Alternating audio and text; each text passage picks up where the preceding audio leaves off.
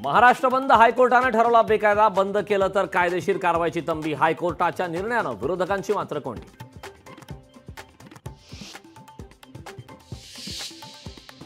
शरद पवार उद्या पुण्यात आंदोलन करणार। बदलापुरातील घटनेच्या निषेधार्थ पवार स्वतः रस्त्यावर उतरणार। शरद पवार 1 तास बसून बदलापूर घटनेचा निषेध करणार।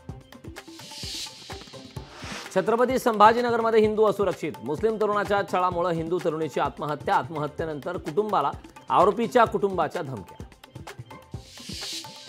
बंद मागे घेऊन पवारांचा उद्धव ठाकरेंना शह, संपाचं श्रेय उद्धव ठाकरेंना मिळू न देण्याची खेळी। उद्धव ठाकरेंच्या बंदला शरद पवारांचा हो।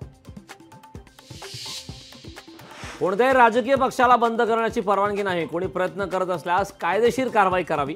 महाविकास आघाडीच्या बंदवरून मुंबई हायकोर्टाचे सरकारला निर्देश। चंद्रपूर जिल्ह्यातील नागभीडमध्ये 25 वर्षीय मनोरुग्ण मुलीवर लैंगिक अत्याचार। अत्याचारामध्ये सामील 5 आरोपी पोलिसांच्या ताब्यात। बसस्टँडच्या निर्जन प्रसाधन गृहात मुलींवर लैंगिक अत्याचार। महबूब शेख विरोधात आमदार प्रसाद लाड आक्रमक। महबूब शेखला महाराष्ट्रात फिरू देणार नाही, भाजप आमदार प्रसाद लाड यांचा इशारा।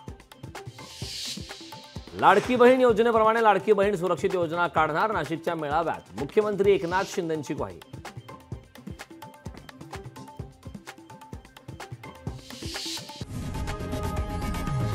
लोकशाही मराठी ऐका, पहा, जागरूक रहा।